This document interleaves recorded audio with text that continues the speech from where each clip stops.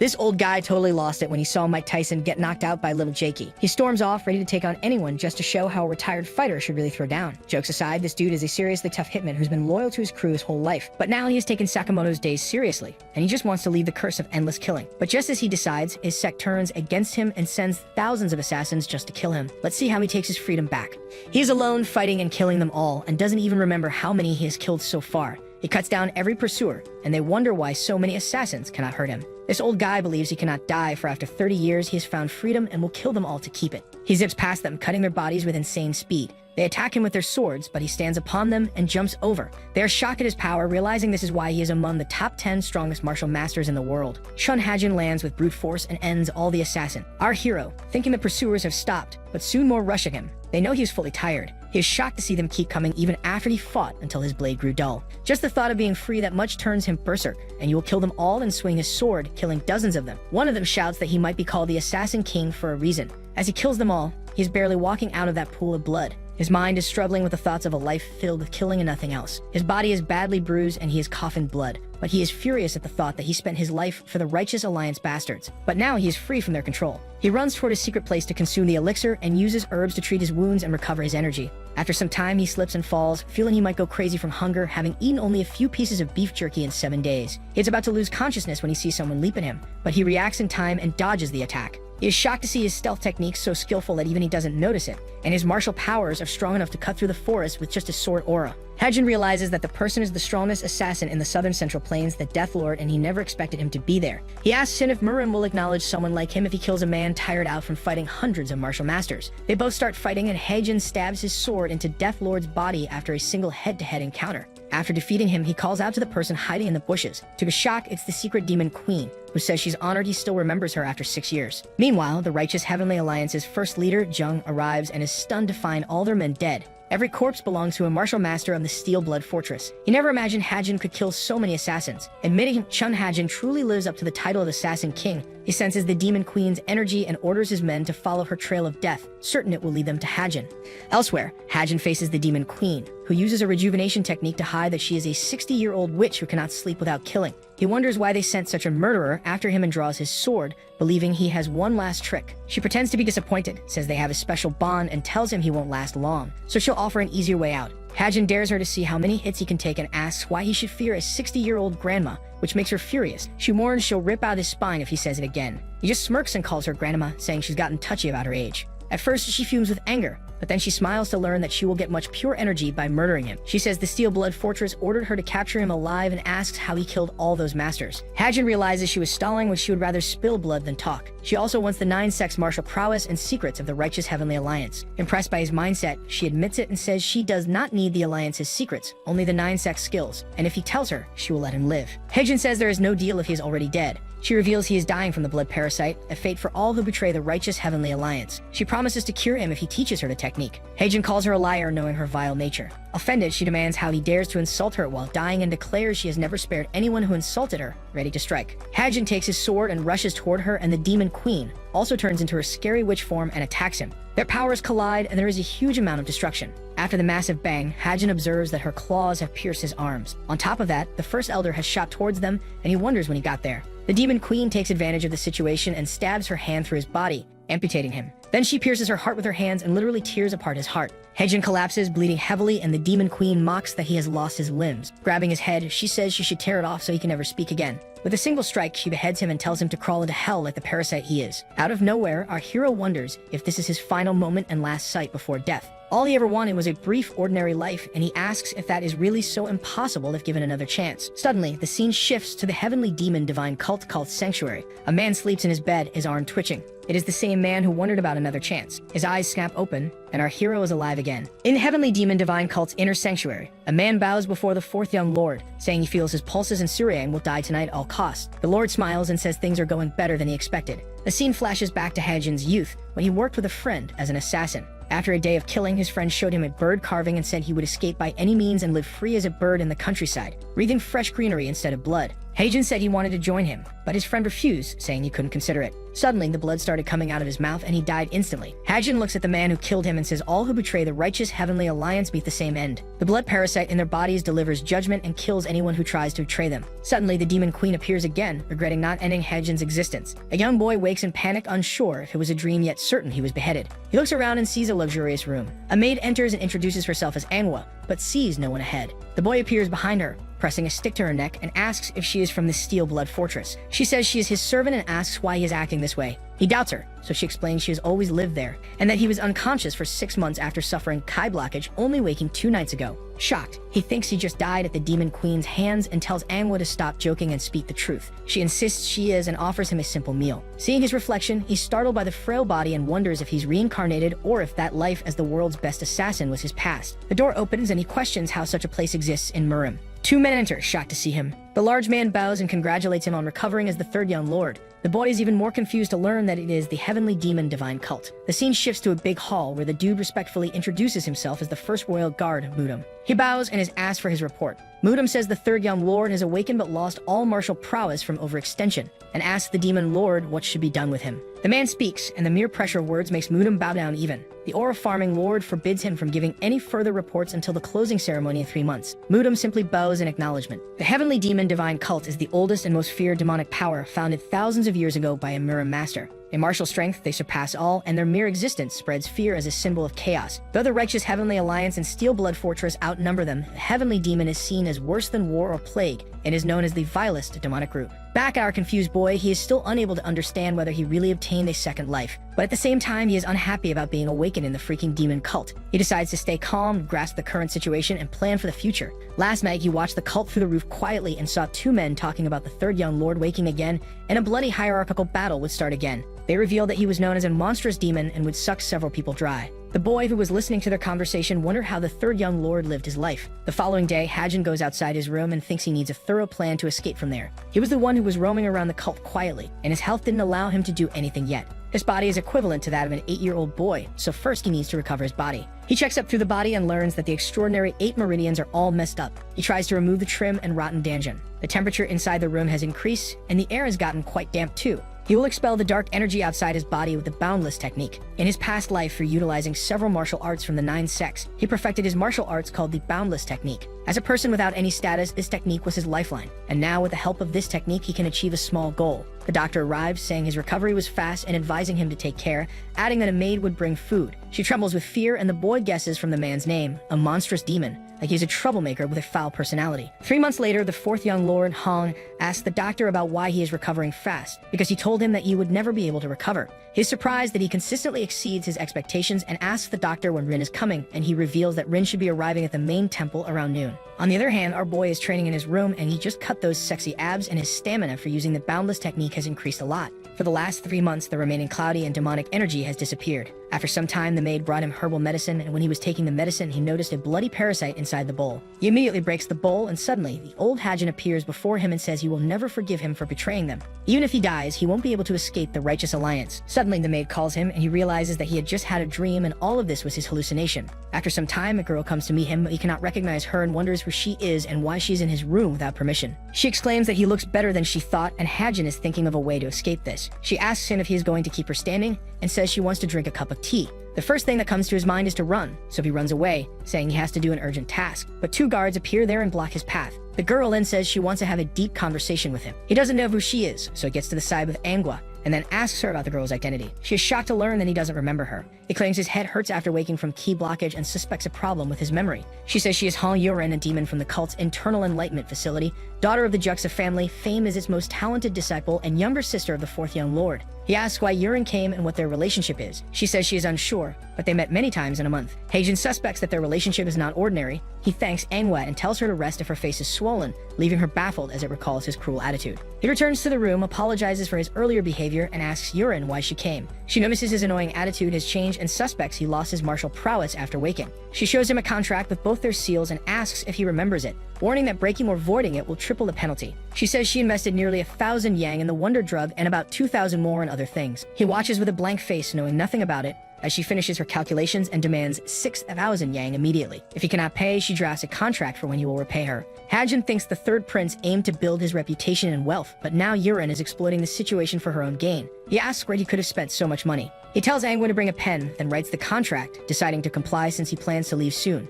Yurin asks him to add that if he cannot repay her, he must come what she calls like a loyal dog. He includes it, and she says it will end once she gets her money. Until then, they should respect each other as contractors. Suddenly, he sends Anhwa out and summons the commander of the royal guards. When the commander arrives, Hajin orders a carriage, saying he must go somewhere. The guard tries to stop him, but Hajin says he will meet the demon lord and send word to the palace. Yurin, alarmed, asks why, and he replies that he wants the demon lord to judge if the contract is fair. She warns that if the demon lord learns about it, neither of them will be safe. But Hajin says he is already aware of their circumstances and asks her to think about herself. After that, for the sin of raising their daughter poorly, her family will be stripped of everything. Meanwhile, Hajin was about to leave the room when she called him. She requests him to wait and asks him if he doesn't want to become the supreme leader. But he says it is ridiculous to even think about it with his body. When Yurin observes that he will not listen to her, she asks him what she needs to do for him not to go to the demon lord, and he orders her to rip the contract with her own hands. In the past, Hajin's friend told him that he wanted to be a free man and would go down to the rural regions where he could smell fresh greenery instead of the musky scent of blood. Once they were on a mission and killed many people,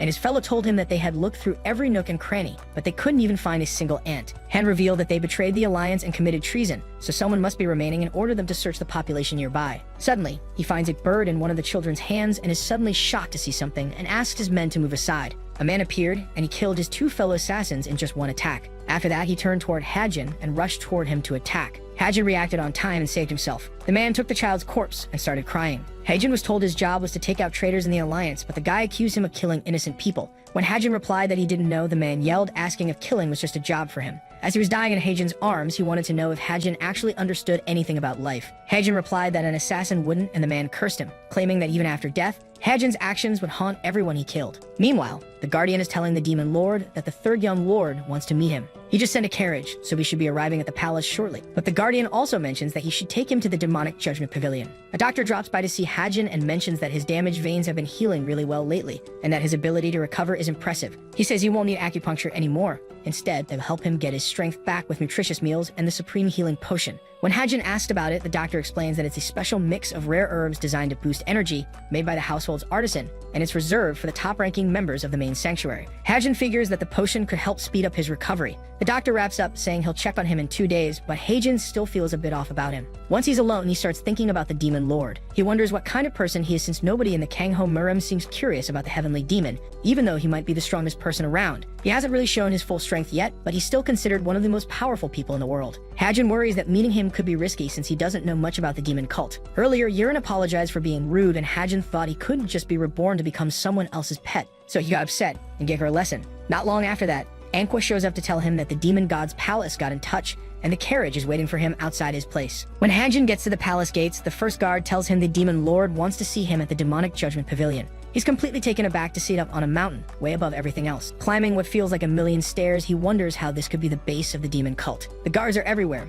making him remember that time he was trapped by the righteous Heavenly Alliance and the Steel Blood Fortress, surrounded by powerful enemies. It's like stepping into a dragon's lair. One wrong move could get him killed. When he finally reaches the entrance, he's surprised it doesn't look like any pavilion he expected. Gathering his courage, he decides to act like he's got everything under control, knowing that every step could be crucial for his survival. Inside, he finds a huge garden and can't believe there's spring here even though it's winter outside. He suspects some tricky formation is at play since it looks just like the place from his dreams. In his past life, he always wanted to escape Kangho for a spot like this, and now he's amazed at how real it feels. Then he spots a pavilion where the Demon Lord is waiting, but he's shocked to see that the guard was just gone a moment ago. As he walks towards the Demon Lord, it's like his feet are moving on their own, almost as if someone put a spell on him. The Demon Lord finds it amusing that the first step for the young lord brings life, but the second step could lead to death. Meanwhile, Hajin's instincts as the Assassin King are screaming that this place is super dangerous, but turning back isn't an option. If he wants to break free from the demon cult and start fresh, he has to confront the Demon Lord and finally meet the 9th person called up by the heavenly demon, Lord Li.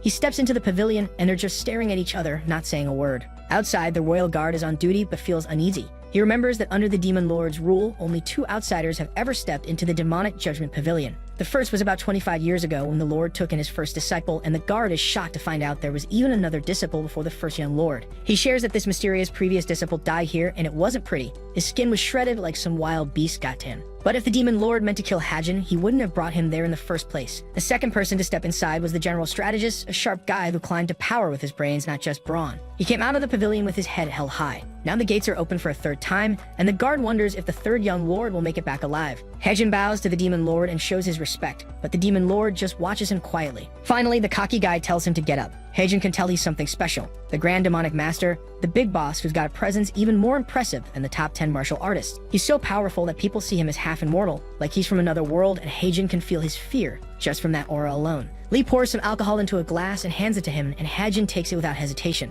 The drink smells amazing. It's been ages since he had anything this nice, so he downs it in one go. Then Lee asks why Hajin wanted to see him, and Hajin admits he has a request. He asks if it's okay for him to leave the cult, thinking he's totally messed things up because he just needs to get some fresh air. Lee gets what he's saying and questions whether Hajin wants to ditch the cult or just step out for a bit. He wonders if Hajin has given up because he's worn out or if this is just all he can do. Hajin insists he's not looking to cut ties and that he just recovered and lost his skills. He's trying to pull himself together, but it's tougher than he thought, so he believes some fresh air would help. The demon lord gets a bit annoyed because he just came here to give permission for Hajin to go out, while Hajin's stressing out and thinking about how to respond. In a rush, he makes up an excuse, saying he wanted to see Lee since it's been a while and he needs to do some disciple duties. But then Lee stands up and says if Hajin knows about those duties, he shouldn't have shown up in his current state. Hajin thinks maybe Lee knows he's not really Surang anymore. It feels like Lee's staring right into his soul, but when Hajin looks away, he's relieved he didn't get caught. Lee says he'll send someone within 3 days so Hajin can leave now, but he wonders if that means he can actually go outside or not without saying anything more. Once he's out, Lee calls the royal guard to check on the kid. The guard says Hajin's recovering at home, but Lee thinks he looks fine. He remembers that 10 years ago when he picked up the snake, he thought it represented something, but he was disappointed to find it was just a toxic snake. When he picked the third young lord as his disciple, he expected to see some evil, but now he sees the kid has potential. Moving away from evil also means he understands death, which shows in how he approaches things. The guard's shocked because the demonic judgment pavilion judges evil. Lee shows the object he has and explains that with the formation, he can pass judgment. That place reveals the hearts and subconscious of those who enter. If the object's not right for Lee at that time, the pavilion's demonic formation will attack them. It's a top-tier technique that only Lee can pull off. Lee checks with the first guard to see if the solitary bamboo grove is well kept. The guard says the Court of Elders takes care of it every other day, and while there are about 5 casualties a month, it hasn't had any in the last 4 months. Lee then tells the guard to pull the personnel for now and says he'll send the third young lord there, thinking it's the best spot for him to get some fresh air. After a while, Hajin is not doing well at all, surrounded by all these scary creatures. He's fuming, wondering why Lee sent him to such a remote and creepy place. He's really ticked off and can't believe that this is supposed to be the perfect spot for some fresh air. A guard shows up and tells Hajin that his comment is risky for the demon lord since saying something disrespectful can get you executed, even if you're young and important. Hajin tells the guard to pay attention because he wasn't actually insulting the demon lord, and the guard quickly apologizes. Hajin then asks where the guard is from, and the guy says he's with the Court of Elders, honoring him and saying it's an honor to serve. Hajin brushes him off, saying he doesn't care about any honor, just wants him to leave, but the guard insists he'll protect Hajin with his life. His name is Donald, the third leader of the cult. Before long, Hajin realizes he's stuck and can't escape. No matter how hard he tries, he's trapped here. He starts crying and lashes out at the cult leader again because he feels like he shouldn't be exiled to a place like this. But then he pulls himself together, realizing he's wasting time on thoughts that won't help. He wants to ditch the demon cult because he got a bad vibe the moment he found out he was reincarnated as the third young lord of the demon divine cult. But getting out seems impossible right now. To survive in this body, he knows he needs power. He must get stronger because the heavenly demon cult believes in the survival of the fittest more than any other group in Murim. This isn't a place to just sit around waiting to get caught and kicked out. Eventually, he's going to have to choose the path of martial arts, no matter if it leads him to life or death. He decides to stop messing around and leave on his own terms. Just then, his guard shows up out of nowhere, catching him off guard and tells him it's time to eat. Hajin yells at him not to sneak up like that, but the guard points out he hasn't had a drop of water in 2 days and is worried about Hajin's health. Hajin reluctantly agrees to go but warns him not to pop up unexpectedly again. It's been 3 days since he arrived in this grove. First, he uses the boundless technique to get his body and mind straightened out. He notices that the ki flow from this technique feels different, and his cultivation sits at the 3rd power stage. The technique has 5 stages, and back when he was the Assassin King, he maxed out the 4th stage. In the boundless technique, having a harmonious body and martial arts matters more than enlightenment. Now his weakened body is at the peak of the 3rd stage, almost ready to move up to the 4th. He feels amazing as the purification technique kicks in, pulling all the bad ki from the surroundings into his body and cleaning the air. With the air cleared up, his power builds up more effectively, speeding up his recovery. At this rate, he'll get back to his former strength way sooner than expected. He's on the verge of hitting the 4th stage of power, feeling a surge of energy all around him. 2 days later, he's completely healed, and his blood vessels and organs are healthier than they should be for his age. Life in the solitary bamboo grove is easier than he thought, and his hair is getting darker as the ki blockage fades away. Thanks to his guard's great cooking, he's eating and sleeping well. He's also regaining his assassin skills, including hypersensation, which comes back naturally from regularly facing danger. Its first form, omniscient sight, sharpens his senses way beyond any animal, letting him pick up on everything surrounding him without even moving. Once again, while he's lost in thought and the guard appears out of nowhere to call him for a meal, Hajin jumps, yelling at him for always sneaking around. As they head back to their shelter, the guard spots someone lurking behind the bamboo and thinks it might be a ghost, but he brushes it off and keeps walking. A few days later, thanks to the boundless technique, he was feeling better and decided to give flying a shot. As he took off, he felt 2 of his martial skills kicking back in. The boundless technique that helped him heal, and the Heavenly Net 6 power technique that sharpened his senses. The only one missing was Dark Shadow Kia, a skill from the top 10 sects. These 3 techniques were what made him the renowned assassin king, and with them, he figured he'd regain his strength pretty quickly. Out of nowhere, it hit him that he wouldn't be able to learn Dark Shadow Sky here in the Heavenly Demon Divine Cult. After all, he was the 3rd young lord, not Hajin. He recalled that there was some demonic art he'd been practicing before all this. A little while later, he went to find Dol. He was caught off guard when Hajin suddenly showed up in front of him. Hajin asked if any of his brothers had mastered the demonic arts or had picked up a different martial art. Donpil didn't really get what he was getting at, so Hajin dug deeper and asked what would happen if someone decided not to learn the demonic arts. Donpil replied that the demon lord wouldn't be too happy about it. That's when Hajin, using his authority as the 3rd young lord, ordered him to hit up the library and grab every secret text he could find on demonic arts. Donpil rushed over to the royal guard with his request, and the guard was puzzled. He figured the 3rd young lord already knew all that stuff, so why the sudden interest? Was he trying to provoke himself? Donpil suspected that the 3rd young lord might have lost his memories after getting hit with Kai blockage. He thought back to how the young lord had always been talented but also greedy and arrogant, a real tyrant who didn't care for anyone beneath him. But since recovering from the Kai blockage, he felt like a completely different person. His maid, Anqua, had also mentioned that his actions and words were pretty confusing. He even managed to survive the testing ground of Lee, the demonic judgment pavilion, but somehow he told Dongpil not to stress too much about it. The guy he was serving was one of 7 candidates vying for the top spot in the demon cult. The royal guard handed him the library keys, told him to mix them up with other texts, and take 3 or 4 secret books. He wanted to know if he could break down the solitary bamboo grove for the young lord. If not, he had better do it soon, because that place was seriously dangerous. He couldn't help but wonder why the demon lord sent the 3rd young lord to the solitary bamboo grove. It was this creepy demonic forest that existed long before the heavenly demon divine cult set up in the 100,000 mountain, claiming countless lives over 1,000 years. Back when the heavenly demon was just getting started, it helped the cult grow into one of the great sects. It was a place that either rewarded you greatly if you had luck or dragged you to your doom otherwise. This was the demon lord's 2nd test for the 3rd young lord, who had already made it past the demonic judgment pavilion. Now the 1st royal guard was left wondering what would go down in this solitary bamboo grove on the other side. Hejin was taken aback when Dongpil showed up with so many secret texts saying he really brought the good stuff. He pondered whether he should dive into mastering the demonic arts now, but he realized that if he viewed them as inferior to sacred arts, he might miss their true essence, so he decided to approach them without any biases. Dongpil pointed out that 3 out of the 17 texts had to be returned in 3 days, as they were part of the 10 great demonic arts secrets of their school. He asked Hajin if he remembered any of them, but Hajin deflected, saying he'd lost all his martial skills after waking up from the king at Blocket. His mind and heart felt different, and now both were exiled to the solitary bamboo grove. He wanted to relearn all the demonic arts he'd forgotten. Hajin asked Dongpil to help him out because he felt like he was his only hope right now. Since he needed to warm up, he asked Dongpil to grab some weapons from the cult the next morning. Dongpil was really moved and vowed to support him with everything he had. That night, some mysterious wild animals were lurking outside their place, and Donald figured they'd start being more active in about 10 days. But since they weren't making any moves yet, he decided everything was probably fine. They were in the safest part of the solitary bamboo grove, and Hajin was deep into studying the secret texts. Back in the day, Hajin's Dark Shadow Kai wasn't super common, but it was considered one of the best techniques in Myram. It might not be as powerful as the secret techniques from the 10 great sects, but its depth and purity were top-notch for its time. On the flip side, demonic arts are all about destruction rather than purity. They really focus on raw power and attack instead of being balanced or flexible. That's pretty much like what assassins do, and Hajin realizes he can't just master all 10 great demonic martial arts the way he is now.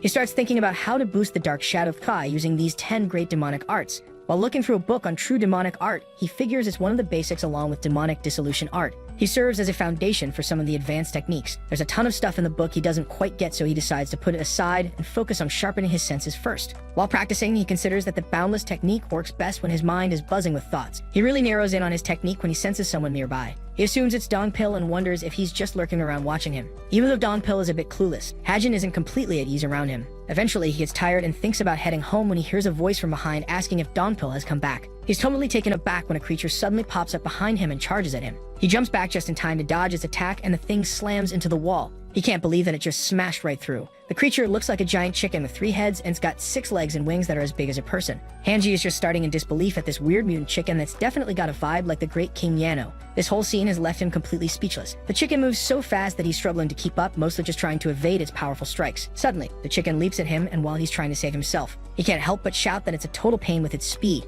Meanwhile, Donpil is on his way home and is loaded up with weapons for the third lord, but he can't tell if it's going to be enough. He remembers how the third young lord used to wield swords and thinks back to how skilled he was as a swordsman who probably had his own unique style. He's hopeful that once the third lord gets his hands on a weapon, it might jog his memory and remembers how he used to bark orders at him. But he decides to put those emotions aside as he's just a bodyguard. Then he catches a whiff of fresh blood in the air and immediately worries about the young lord being in trouble. Back to Heijin, he's still grappling with that giant chicken and tries to fend it off and complaining that it's too noisy. The chicken grabs his arm with 2 of its legs, and while it's holding him down, Heijin manages to punch it and break free. The chicken watches his moves closely, making this crazy noise with its sound art skill. He's doing his best to hold on against those powerful sound waves, wondering what kind of chicken is capable of all this. He figures it'd be way easier if he just had a weapon and started looking around for something to use. He grabs a piece of bamboo, swings it, and hits the chicken full force. The chicken flies at him again, but Heijin dodges, thinking that the old trick won't work this time. As the chicken turns back, Heijin jumps up and aims right at it by daring the bird to take his best shot. He smacks the bamboo right into its mouth, and the chicken drops to the ground. It looks like it's done for, but then it suddenly opens its eyes and Heijin feels a chill. The chicken kicks him with so much power that he gets knocked way back. Through the dust, Heijin tries to sit up while the chicken keeps squawking. He gets hurt and realizes he can't just overpower the chicken with brute strength. As it charges at him again, he figures he might need to try a different tactic, even though he never thought he'd have to use it on an animal. With the chicken getting closer, he raises his finger. Heijin kicks things up a notch using the Heavenly Net 6 power technique and activates the second form, Hypervision. This speeds up his thoughts and makes everything around him move in slow motion. He spots a weakness in the chicken's heart, and using some mana, he jumps and goes for it with a bamboo stab. The chicken drops, looking like it's out for the count. Donpil shows up and is totally taken aback by the messed up city bamboo garden. He calls for Heijin, who's surprisingly chill about it. When Donpil checks how Heijin's doing, Heijin shrugs it off, asking why everyone's so worked up. Donpil reveals that the creature is called Azure Lotus, and Heijin is surprised to hear that it's as dangerous as a leopard. Donpil can't believe Heijin took it down all by himself. Instead of answering, Heijin just asks for a big pot to cook dinner and wonders how Donpil even knew about the giant chicken. Donpil explains that the bamboo grove has been around since before the heavenly demon divine cult. It's this natural demonic forest packed with thick and strong bamboo, thanks to all the spiritual ki flowing through it. Heijin asks about how long the bamboo lasts, and Donpil tells him it grows super fast, keeping the forest thriving. Some of the trees have wild powers like being poisonous or having healing properties because of all that concentrated ki, and they need a lot of work to process. Most of the cult's demonic elixirs come from this place, but they can't really mass produce them. The really good medicinal trees are deeper in the forest, but that's where the powerful spiritual beasts hang out. Heijin wonders if the chicken was one of those beasts, and Donpil says the Azure Lotus is actually the weakest. There are stronger beasts that could take on peak-level cultivators. The high-ranking folks from the cult harvest divine bamboo twice a year, but going into the forest's core is way too dangerous. Donpil feels bad for not protecting Heijin, but Heijin reassures him that the garden walls and octagonal formation are more than enough. He offers Donpil some cooked chicken, and even though Donpil hesitates, he digs in and asks for seconds. Heijin starts wondering why the demon lord sent him to a place like this and decides he needs to get the hang of demonic arts pretty quickly. While munching on the chicken, Heijin notices the wall's odd structure. Donpil asks if Heijin knows about formations, but Heijin says it was just something that happened. Donpil finds that kind of weird since formations aren't something you just pick up easily. Donpil has a ton of questions. Heijin managed to read 10 books in just 3 days and took down Azure Lotus even though he wasn't back to full strength. He can seem pretty easygoing most of the time. Still, when he gets serious, it's like he turns into this unapproachable dude. Even after losing his martial skills because of Ki's blockage, he stays cool as Donpil can tell there's some depth to him. The next morning, Heijin decides he wants to get the hang of demonic arts, but he's smart enough to know he can't rush it. If he really wants to grow quickly, he can't ditch Dark Shadow Ki, the new martial art he pieced together from the 10 great sects. It's still pretty new and has its quirks. To give it a solid base, he figures he should blend it with demonic arts. He thinks of demonic arts, especially true demonic art, that would perfectly mix with his creation. Maybe it's all meant to be. He jumps into training, trying to figure out if he can combine true demonic arts with Dark Shadow Ki to see if those two techniques can work together. Outside, Donpil notices Heijin has been holed up in his room for 12 straight days, completely ignoring any interruptions. Inside, Heijin is deep in thought about the strength of opposites. As he practices, he ends up creating a new martial art that is more destructive than Dark Shadow Ki, but more stable than true demonic arts. As demonic energy flows through him, he feels a powerful surge. At that moment, he named it Dark Shadow Demonic Art. Over in the forest, a monster shows up and Donpil takes it out. Still, he starts realizing that the deeper parts of the forest are getting scarier. Worn out, he suggests heading back to the city bamboo garden. Heijin pauses, recognizing the creature as a Xing Xing, which usually travels in packs, but they hardly seen any. Just then, Mork Sing Sing showed up, proving Haejin's hunch right. Donpil starts to panic and pushes for a retreat. Haejin knows his internal Kai is pretty maxed out after fighting all day, but he can't just back down. He's got to push through and go all out with his new martial art, that is the Dark Shadow Demonic Art, against the herd. The Demon Lord hears that the third young lord is out hunting azure lotuses and Sing Sing in the lone bamboo grove, and he's pretty taken aback. He finds it interesting, especially since even with the black dragon under control, avoiding the beast's cries wouldn't be easy. Only the Red Phoenix technique could really pull that off. He checks in with the guard about giving Haejin access to the text, and the guard confirms it. Then he asks the first royal guard if he handed over 3 demonic secret texts to the third lord. The guard bows and apologizes for raiding the secret library without permission. The demon lord tells him to stand up, reminding him that he has the power to access it anyway. When he asks if the guard regrets his decision, the guard says no. The demon lord wants to know if he's ready to take full responsibility, and the guard nods. The lord expresses that he respects the guard's choice. Sing Sing is shocked when they see Haejin floating in the air, gearing up to attack. Meanwhile, Lord Demon is just pouring some water into a bowl. Haejin goes straight for the monster, and Lord Demon turns to the royal guard,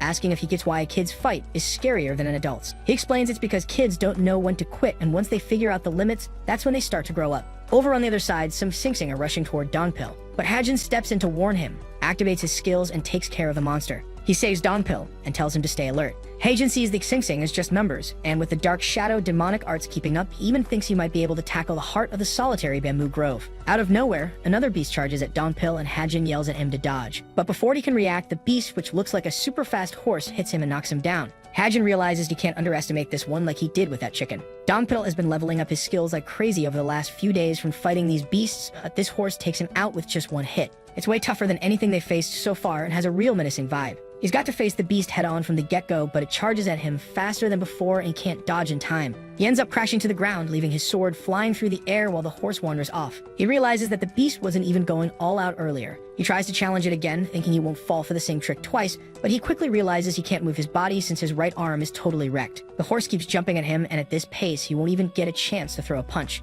It's super frustrating because it always seems like things are going well until something like this happens. He shouldn't have let his guard down in this forest. The horse creature charges straight at him. Donpil throws his sword at it and tells it to come at him since he's its opponent. As the beast turns toward him, Haejin warns him not to fight it because it's not something he can handle alone. The beast lunges at them, but Donpil starts running, trying to lead it to the other side where he can trap it. As they approach the trap, Donpil leaps over and the beast steps right into it, falling into a pit filled with bamboo. Donpil thinks it's done for, but he freaks out when it suddenly jumps out, trying to escape the hole but not succeeding. Donpil gets a bit carried away, saying it dared to hurt the precious young lord and he should just behead it, but then he remembers he needs to save the young lord first. He rushes off to find Haejin and brings him back to the garden. Fast forward 8 months to the Heavenly Divine Cult Court of Elders, where First Leader Lee and Second Leader Yang are chatting about how to protect the court. They're expecting a visit from the patriarch of the Demon Sword family, who's a pretty big deal. They think there might be important things to discuss with the cult leaders. Lee mentions a rumor that they want the oldest son from the Demon Sword family to become one of the Demon Lord's disciples. Turns out 2 of the other disciples come from the 7 families. When it comes to loyalty, none really stand out more than the Demon Sword family. The Demon Sword family is pretty well known, so the Lord has to be careful about things. Yang's curious if the Lord is really thinking about taking on another disciple when he already has 7.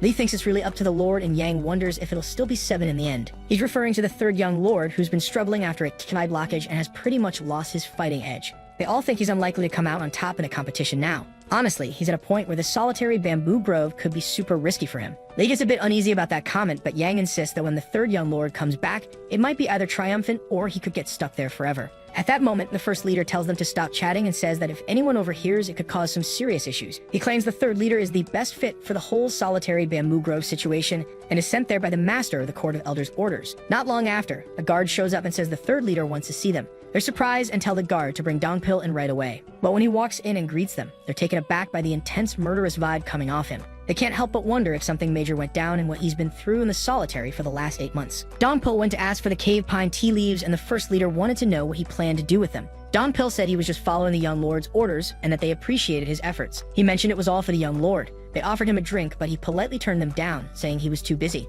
After he left, the second leader mentioned that there was something off about Donpil's vibes, but at least he looked healthy. They figured he'd come back even stronger. Meanwhile, Donpil was sprinting toward the bamboo grove and feels lighter on his feet. He thought about how much stronger he had gotten over the past 8 months, thanks to the tough training in the solitary bamboo grove that really leveled up his martial skills. Then he spotted something moving ahead and stopped to check it out. It looked like it could be a beast with its heavy, steady footsteps, and he was ready to slice it down with his sword, but he was shocked when he realized it was Haejin. Dongpil asks why Hajin was back so soon, since he had told him to catch up with the others. Hajin then explained why he left the city bamboo garden, and mentioned he had caught another beast horse. Hajin feels bored, so he steps outside and spots something moving around. He knows he can't let it get away after the last incident, and it looks like they'll be having horse meat for dinner tonight. He tells Dongpil to wash the pots when he gets back. Dongpil can't hold back anymore and tells Hajin to take off the cast from his arm since it seems healed. He remembers the times he asked Hajin to do chores for him, saying his arm hurt. Dongpil thinks he might have used Hajin too much these past few months. Later that night, while Dongpil is cooking, Hajin is working on building his stamina. He starts wondering how he can take down a horse beast on his own, even with his blockage in mind. But he knows he shouldn't let Dongpil tackle that alone because it's risky. Dongpil asks if Hajin has practice, but Hajin gets scared and snaps at him, asking what he wants. Then he tells Dongpil to promise he won't go into any dangerous places without him, but Hajin insists they don't have a choice since time's running out. When Dongpil presses for an explanation, Hajin explains that the place is risky. If they stick around, they could become a danger too because of the strange environment. The heavenly concentrated spiritual ki creates not just the spiritual bamboo and beasts, but also messes with people's bodies. Even though they've worked really hard, they wouldn't make significant gains in just 8 months. This place is becoming dangerous because having too much of something can be just as deadly as having too little. Besides, the bamboo and beasts have probably completely adjusted to the environment, but humans can't say the same for themselves. Hajin challenges Dongpil to guess how long it takes to recover from a broken arm. Dongpil thinks it's about 2 months, but Hajin says it's just a week for him. Then he wonders if it's normal for the body to heal skin wounds, but if the healing is sped up too much, it could lead to an explosion. He explains that the solitary bamboo grove has great growth conditions, but it's not good for humans. They really need to leave before things get dangerous with all the spiritual ki building up unless they want to explode. But Dongpil points out that they can't head back until the Demon Lord says so. Hajin smirks and mentions that the Demon Lord told him to check out the grove and never set a deadline for returning. His stay isn't because of the Demon Lord, it's actually his own choice. This place is perfect for some fresh air. He thinks if they take down a couple more beasts, they can reach the center of the grove, which they haven't explored yet. That's where the best spiritual bamboo is harvested by the leaders. He's determined to get his hands on it within the next 3 months. Just then, the bamboo bursts and releases some creepy mana in the forest. Meanwhile, the 4th young lord is pretty bummed to learn the 3rd young lord is still alive. The demon lord let him know that if he doesn't master the demonic arts soon, he won't last 3 months. Hong is confused about why the lord called him, but is stunned when the lord suddenly asks if he's daring to challenge the youngest. He quickly admits that he thinks the heavenly demon is beyond human comprehension, and he doesn't mind if his disciples fight it out among themselves. It's as if the lord wants them to face off to really get the idea that one of them needs to step up as his successor. He's curious about what the demon lord knows. The demon lord is taken aback and points out that the 3rd young lord is doing well because he tried to kill him with poison. That doesn't make any sense to him. Plus, the demon lord says he plans to summon the 3rd lord soon, which makes him mad. He realizes all the trouble he went through to try to get rid of him was a waste. He's determined to turn him into a corpse this time. Dongpil brought all the stuff Hajin ordered, and now Hajin wants him to grab some cave pine tea leaves. He figured out that the aroma can keep the beasts away. It's smart to keep Azura and Sing Sing from getting too close. Dongpil wonders why Hajin needs the turbid elimination herbs, but Hajin just says they're all used up and tells him to bring more next time. Dongpil doesn't have a solid response since the Demon God's Palace Pharmacy is working on the ratio for the Supreme Healing Potion using that herb. Since it's a key ingredient, they're not getting any more for at least 2 months. Hajin recalls that the same Supreme Healing Potion a physician made him drink for 3 months. Those herbs are supposed to clear out any bad stuff in the body, especially for someone who's almost gone from the key blockage. The Turbid Elimination herb is super potent and even attacks demonic energy, which could be deadly for someone weak, so it seems like they intentionally gave him that medicine to make sure he wouldn't survive. Then he asks Dongpil if he's ever heard of the Silken Clarifying Needle, and Dongpil explains it's a kind of acupuncture that tightens up your muscles to help balance everything out. He mentions he's had it done a few times himself and later used some circulating arts to get his body warmed up. It's not too complicated, and actually works pretty well for his memory. Hajin starts thinking about how the physician must have served the Supreme Healing Potion when his body was at its weakest, and then used the Silken Clarifying Needle on a body that was already stiff. He wonders who came up with that idea,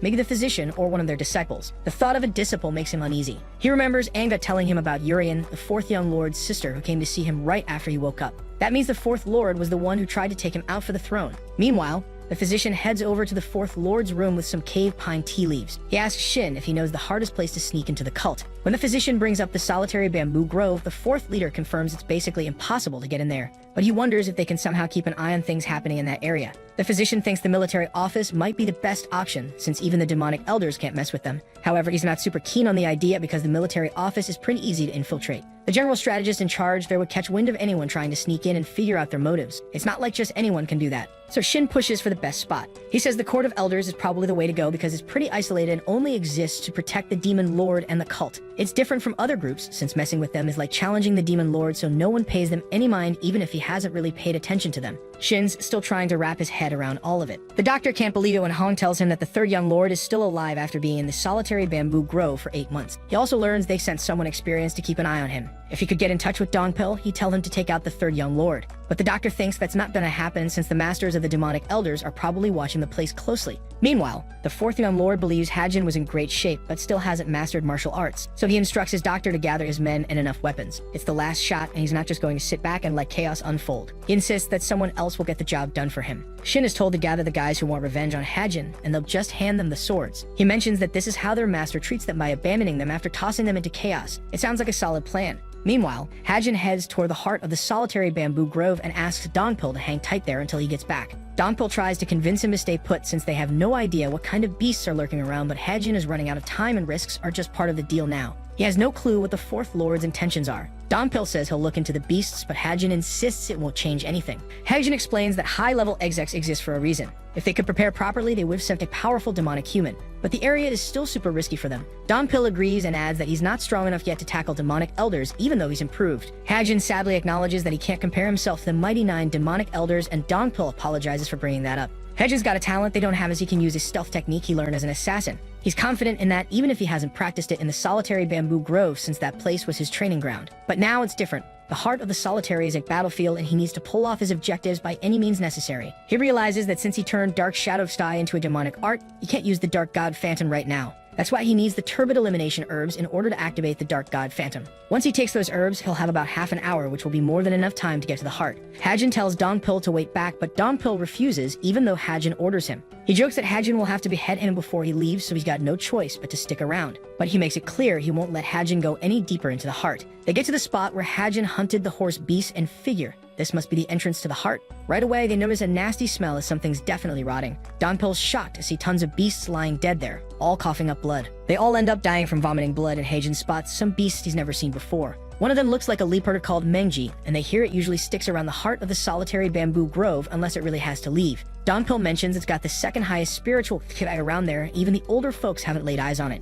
Curious about the deadliest beast, Hajin asks about it, and Dongpil tells him it's called the Sundered Serpent, which is a two-tailed snake, and he's seeing it for the first time too. But Hajin thinks it doesn't look that tough or even venomous, since it's just as dead as the others. It's weird, it seems like all these creatures were taken down by something powerful, but there aren't any injuries on them. Plus, the spiritual bamboo that should be flourishing near the heart is all shriveled up and dead. He wonders who could do this because it feels like everything around here has had its life force drained. Out of nowhere, Hajin feels a cool breeze coming from the heart of the solitary bamboo grove. He tells Dongpil to hang back, but Dongpil's confused about why Hajin suddenly seems off. Hajin realizes the breeze is coming straight from the grove. He insists he's going further in and tells Dongpil not to follow him, no matter what happens, because he's sure there's something important ahead. Meanwhile, the Demon Lord is chilling in his room when a jackal suddenly shows up. He thinks they weren't supposed to meet, but then the jackal attacks him and he hits the floor. He calls for his guy to fetch the first guardian. After a bit, the first guardian shows up and pays his respects. When the Demon Lord asks if any guardian has gone into the heart of the solitary bamboo grove while he's been in solitary training, the guardian says no one has. He would have let him know if they had. The Demon Lord is curious about the third leader and Dongpil, wondering if he's really as strong as people say. The first guardian reassures him that Dongpil is one of the top fighters among the 10 masters in the Council of Elders and can definitely keep Hajin safe. The Demon Lord questions if there are limits to the third leader's abilities. He then checks the day and the first guardian mentions it's the day before the full moon. The Demon Lord ponders this and thinks maybe that's why a jackal showed up in front of him. Meanwhile, the maids start to regain their senses. The Demon Lord wonders if the third leader has become so greedy that he's heading for disaster or if he's just really lucky, like a force of nature. Over in the forest, Hajin walks deeper in and feels the intense Kai in the breeze, which gets stronger as he moves forward. It's hard for him to keep his footing. The Ki feels similar to what he experienced when he met the Demon Lord. It has this overwhelming presence that's all about raw power. The heart of the forest feels as dangerous as the Demon Lord, but Hajin knows he has to accomplish something to make all this hard work pay off. Even though he's wrapped in demonic energy, he's still suffering from internal injuries. He realizes he can't hold out much longer. He pulls out the Turbid Elimination Herb, knowing it'll boost his energy and let him use his stealth technique. Once he takes it, he feels a lightness and the wind passing right through him. This is the Dark God Phantom from the Dark Shadow Art, a stealth energy once used by the world's best assassin at his peak. Meanwhile, Dongpil starts to worry as he senses the demonic energy fading. He fears that Hajin might have lost the fight. Back in the bamboo, Hajin notices the pressure is starting to lift. At this rate, he might actually get to the heart before the turbid elimination herb wears off. He's eager to see what's hidden in the heart of the solitary grove. Suddenly, he slips and hits the ground. Confused about how he could slip while being stealthy, he grumbles about possibly stepping on a spiritual rock. Then he spots a clever-looking fox that catches him off guard, leaving him stunned.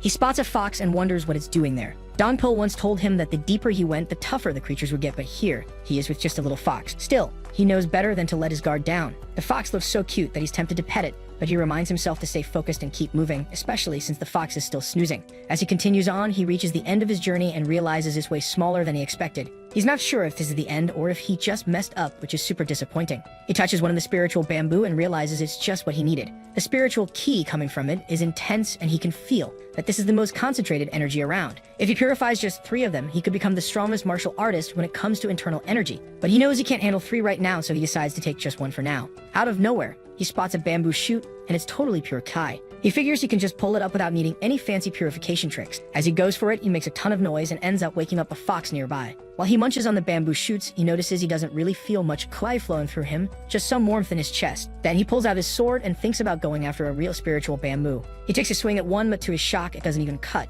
He starts to think maybe his sword isn't strong enough. He tries again with all of his might since this bamboo seems different. Frustration sets in when it still doesn't budge. So he channels his sword aura and goes for it with the moon slash skill. This time it slices through like butter, and he's blown away by how tough it is, that it could actually be a weapon. He starts to wonder just how much spiritual Kai is in this bamboo. This forest is seriously impressive. Out of nowhere, the fox appears right by him, and he jumps back in surprise. He's curious about when it woke up and how it snuck up on him since he was so focused on the bamboo. The fox gets closer and he wonders if it wants something. It looks so cute that he can't help but think it wouldn't hurt him. He's tempted to pet it, but then it nips at his fingers, making him bleed. After a bit, he returns to Dongpil with some spiritual bamboo. He mentions that it took some effort to chop it down even using his sword aura. Dongpil is impressed by the clean cut and wonders how it'd feel to use a top-notch sword. Then he asks about the fox, and Heijin says it followed him all the way there. He found it snoozing in the solitary bamboo grove, and when he tried to pet it, it almost took his fingers off. But the bite mark is already gone, and Dongpil yells at the fox for nipping Hajin. He tries to stop him, saying he's not big on animals, and then apologizes. Heijin suggests they should purify it right there. Dongpil thinks the technique is always a sight to see. In a blink, all the gunk disappears and the air feels fresh. Dongpil is amazed that Heijin knows not just martial arts but also Kai techniques. He doesn't act like a guy in his 20s, he seems more like a seasoned fighter who's been around for ages. As the bamboo shrinks with the technique, he can feel a fresh sap inside. He's done the purification, and the sap in the spiritual bamboo is the best elixir around. Dongpil really appreciates what he's saying. Hajin tells him to drink it first, but Dongpil wonders if he can actually go for it. Heijin's a little bored with the humble act and asks if he's gonna be like that forever. Dongpil replies that it's different since he worked hard for this on his own. Hajin insists they've built a bond and urges him to drink it quickly. He feels like he's saved Dongpil's life enough times to earn this, and he's a bit guilty for only giving it half. He's been stuck in this situation from the start, putting in the effort for himself. Feeling the emotions, Dongpil promises to look out for Hajin until his duty ends. Hajin tells him to stop with the dramatic stuff and just drink it already. But Dongpil gets all emotional and says he'll never forget the huge favor he's been given for the rest of his life. Hajin was getting bored with all of his promises, so he just shoved the sap in his mouth, wanting to see his Adam's apple move. Once he finished, he felt something coming their way. Before long, a bunch of beasts from the solitary bamboo groves surrounded them. Dongpil, confused about what was happening, asked Hajin, but Hajin had no clue either. Seeing all the beasts made Dongpil freak out. Hajin quickly chugged some Kai to boost his energy and asked Dongpil if he remembered their location. Dongpil assured him he did. Just when they were about to make a run for it, Hajin noticed the fox still snoozing there and couldn't bear to leave it behind since it had followed him all this way. He handed it to Dongpil, telling him to carry it carefully as they ran. Out of nowhere, Xing showed up and Hajin got ready to fight by activating his demonic aura. Dongpil tried to take charge and said he'd handle it, but Hajin punched him, insisting that he had to listen. Dongpil was in awe of Hajin's incredible fist power, realizing just how strong he really was. He tells him to be careful since an azure lotus is coming to attack. Focusing up, he unleashes the heaven-splitting triple slash and slices the Xing into pieces. It's time for him to pull out the Assassin King's ultimate move, which he's been keeping under wraps while messing with demonic arts. No point in holding back now when it comes to training. Meanwhile, the Demon Lord finds out that the jackal who owns the solitary bamboo grove has given up its spiritual ground and made an appearance. He's not sure why, but he sees the third young lord through his demonic judgment pavilion, unveiling the chaos behind it. After getting past Kai's interference, the third has totally changed. The vibe he's giving off is all about death. Now he's on a killing spree, taking down all the beasts in the solitary bamboo grove to make his escape. After wiping them all out, the demon lord wonders if the third leader's been to the underworld or something. Spotting Hajin, he's relieved to have him at the Judgment Pavilion and ponders what the jackal might have seen in the third young lord. Suddenly, a massive tiger pops up in front of him. He's caught off guard and muses whether this beast is the boss of the solitary bamboo grove or what. Just then, a leopard charges to attack and he dodges, thinking it's rude to get attacked when he's just trying to greet it. Not a fan of the forest, he wonders how it even tracked him down. Considering using the grasshopper ascension technique, he's ready to face it head-on. As the leopard lunges at him, Hajin realizes that mixing in some demonic arts can turn his simple footwork move like grasshopper ascension into a solid attack. He takes down the beast, but feels a bit let down, thinking it was supposed to be one of the strongest in the solitary bamboo grove. He tells it to stop pretending and come out because he doesn't have all day. The leopard springs at him with a vengeance, moving faster than before and going all out. He's pushed back and stunned to see the others have joined in. Gathering himself, he angrily asks if they all have a death wish,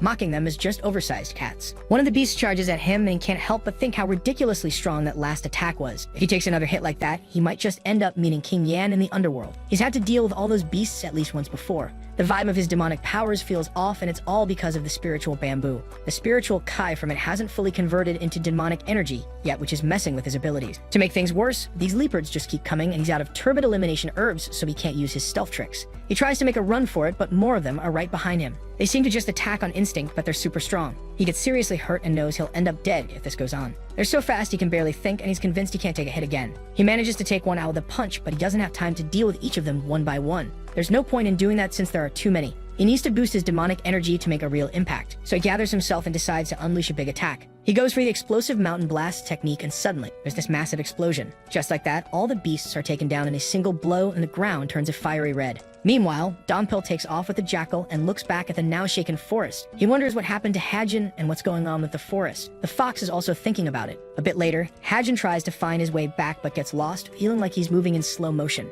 After using such a powerful demonic art, his legs feel like they're made of lead. He really needs to get out of there fast, otherwise, he might run into more beasts. Out of nowhere, he notices that the bamboo around here is completely dried out, just like the stuff he saw at the entrance to the solitary bamboo grove. It hits him that there might be dead animals nearby. Out of the blue, a huge snake comes at him and tries to attack. He spots it just in time and jabs his sword into its mouth. The snake starts wrapping around his arm and it feels like his bones might snap from all the pressure. To top it off, his sword is beginning to rust because of the snake's poison. Hajin can't believe how strong this serpent is. The sundered serpent is known for causing droughts and is way tougher than the horse beasts and Sing Sing. Right now, he's really struggling because he's tied up and can't get free. When the monster tries to bite him, Donpil shows up just in time with jabbing his sword straight into its mouth and taking it down. Afterwards, Donpil asks if Hajin can get up and Hajin says he's still a bit shaken from the scare. Hajin wonders why Donpil didn't just bail on the forest, but Donpil replies that he can't just leave his master behind. He's not going anywhere without him. Just as Hajin gets to his feet, another group of leopards shows up and he's surprised they got there so fast. Donpil's shocked too, wondering how they managed to follow them all the way.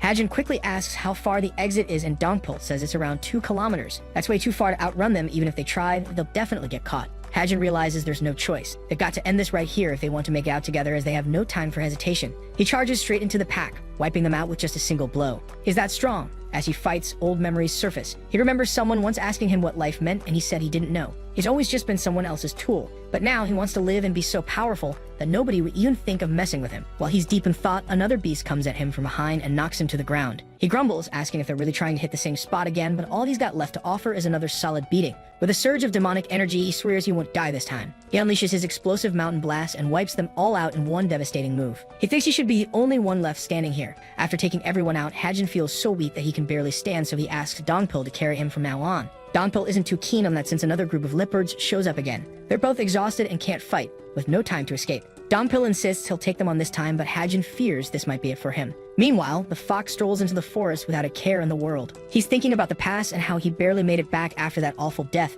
and now he can't let this life slip away. Donpil calls him up in a hurry, saying he needs to bail in the direction he came from. Out of nowhere, a roaring leopard gets spooked and backs off when it sees the jackal in front of them. The other animals are all freaking out at the sight of the fox. Hajin asks what it's doing there, but then he notices its eyes glowing, and suddenly, there's this flash of light in the forest. All the animals and birds scatter from the mana light. Both of them end up knocked out, and when Hajin comes to the next morning, he notices the jackal chilling behind him. He gets up, wondering what the heck happened and if he's died again. He's in pain all over, so he figures he must still be alive, and he asks the jackal if it did something. He wants to know what it is. The jackal jumps over him and he tells it to back off, but he can't help but stare into its cute, shiny eyes. He calls out to Donpil, urging him to wake up and do something. He shouts again, but Donpil's still out cold. At the Heavenly Demon Divine Cult capital, everyone bowed down in front of the Heavenly Demon Divine Cult, all moved to tears by the sacred god's blessing. Most of the young lords are there, except for the third young lord, and they all bow before the demon lord as the meeting kicks off. The first guardian mentions that the estimated budget for the upcoming Mara festival is around 57,000 Y.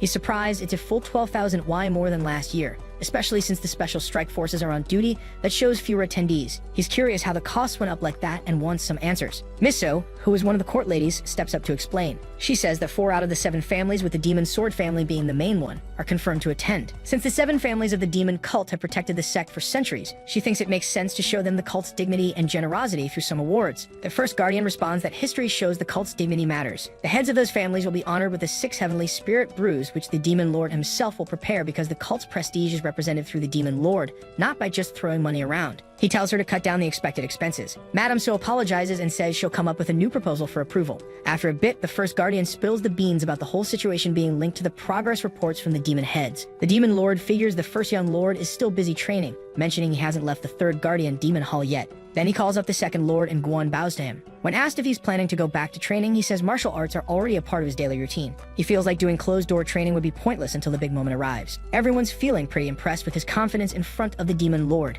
The demon lord tells him that those who know their abilities don't need instruction and can just carry on as they like. People are buzzing about this compliment from someone who's usually tough on martial arts, wondering if the second young master could be the top contender. Guan thanks the demon lord for the praise. Next up is the 4th lord, whom the demon lord acknowledges for his hard work, although he points out that the 4th is running a bit late. He pushes him to really dive into his training if he wants to outshine others, since mastery doesn't come easily. The 4th lord promises to stick to the demon lord's advice and thinks he needs to focus on building up his support base right now. Then the demon lord calls on the 5th lord, and the heavenly demonic divine cult's 5th young lady Yoon steps up to show her respect. The demon lord recognizes her talent, but mentions there's only so much her current martial arts can do for her. He suggests she follow the elder court master after the meeting to pick one of the 10 demonic arts. The 2nd and 4th lords can't help but feel a bit jealous of her receiving praise from the demon lord.